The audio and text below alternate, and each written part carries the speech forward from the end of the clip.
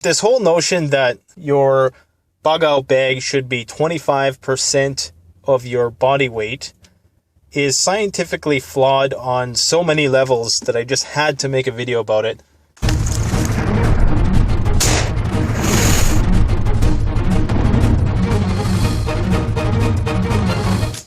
Hi folks, Canadian Prepper here. Just want to give you guys an update on a few things. There's a lot of projects that I have in the works right now, some hopeful collaborations in the future. So there's going to be a lot of good content coming up, I hope, in the near future. I just thought I'd put out a quick factoid because I was inspired by a video I watched last night, and I wanted to dispel a common myth about bug out bag weight. Now, anybody who has an elementary understanding of fitness, what I'm about to say will come as no surprise to you. But this whole notion that your bug out bag should be 25% of your body weight is scientifically flawed on so many levels that I just had to make a video about it because it's something that really irks me every time I hear about it. Now, I do understand that people are, hopefully anyways, speaking in general terms when they say that. Obviously, no one in their right mind would presume that if you were a 500-pound man, you'd be able to carry a 125-pound backpack for any significant distance. But even generally speaking, this is a very invalid statistic. And I don't think it's rooted in any science at all. I think it was just a convenient number to act as sort of a guideline for people who don't really, have any understanding of hiking at all. And, that's fine, I suppose, in that sense, a ballpark figure, considering the average person weighs between 150 and 200. Yes, a 30 to 50 pound pack is probably doable. But there's so many more factors that need to be taken into consideration. And I would like to bring people's attention to people in developing countries who hump large amounts of weight all day, sometimes to the tune of over 100 pounds on their back. And some of these guys only weigh, a little over a buck in terms of their weight. They're very ripped, they're very gaunt, but they're very strong.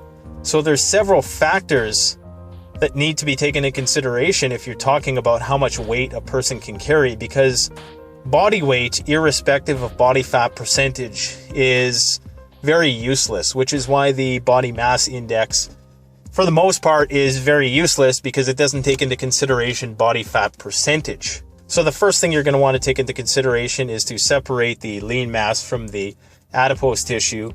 So how much is muscle and how much is fat? It's only your lean mass that performs work. If you're a person who's 250 pounds and 100 pounds of that is fat, then you're already carrying around 100 pounds. So, you're already carrying around your 100-pound bug out bag built into your person. On top of that, it's very unlikely that you're going to be able to carry 60 to 70 more pounds for a significant difference unless you are conditioned to that. And that's where it really makes all the difference with neuromuscular conditioning. If you have the motor pattern already set up, you have the skill, the dexterity associated with hiking long distances with large amounts of weight on your back or wherever you might carry it, then indeed you're going to be conditioned to be able to do that for longer distances than somebody who isn't.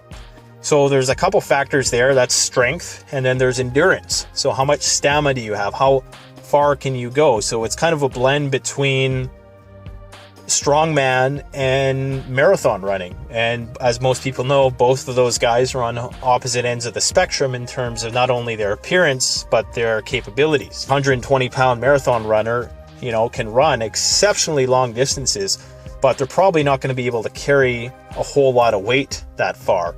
Some people might be able to lift a lot of weight, like a power lifter or a strongman competitor, but they're probably not going to be able to push it that far. And I can attest to this because I've seen it on many hikes that I've been on, where you'll have very small people carrying very large amounts of weight, and they'll have far more gas than the big, bulky guy who, is very strong, in short bursts.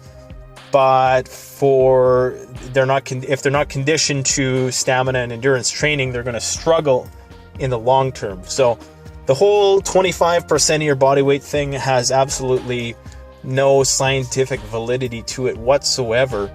It really is based on the type of training you do, your body fat percentage, your strength, your agility comes into play, your flexibility, what type of terrain you're carrying, the type of backpack you're carrying, how that weight is distributed within the pack.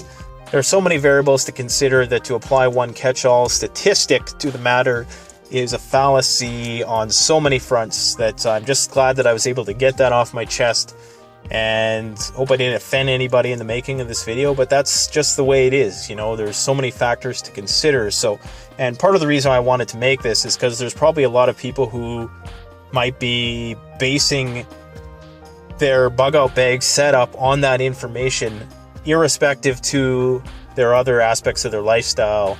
How much physical fitness do they do, how strong they are, what their endurance level is, you know, how are you highly metabolic, are you not, you know, what's your diet like? I mean, there's so many factors to consider. So if you're, you know, that 130-pound guy and you're of the belief that you can only carry 40 pounds comfortably, I guess it would be like 20, you know, something to that effect. You know, if you're of the belief that you can only carry a certain amount of weight over a certain distance because it's 25% of your body weight, I would encourage you to really put that to the test, try it out, train it. Chances are, if you have no experience hiking, no matter what the weight is, it's going to be a challenge, whether it's 20 pounds or 60 pounds. And the terrain really plays a big role because the altitude shifts. If there's a lot of up and down all around, if there's different barriers that you might encounter, mud, snow, all those things can potentially slow you down and turn a mile into 10 miles. So it's something to consider anyways. So anyways, I just wanted to get that off my chest. So I welcome everybody to like, comment, subscribe, all that stuff. Please share if you will. And I really appreciate the comments and all the feedback I've been getting lately. It's much appreciated. And I look forward to bringing you some more great content in the coming weeks, hopefully. So everybody take care out there. Looks like there's a lot of things coming down the pike. So everybody stay vigilant, stay strong. Remember, the strong survive and the prepared thrive. All right, thanks for watching. Canadian Prepper out. Check out the Canadian Prepper Network blog, an excellent resource for Canadian survivalists and preppers.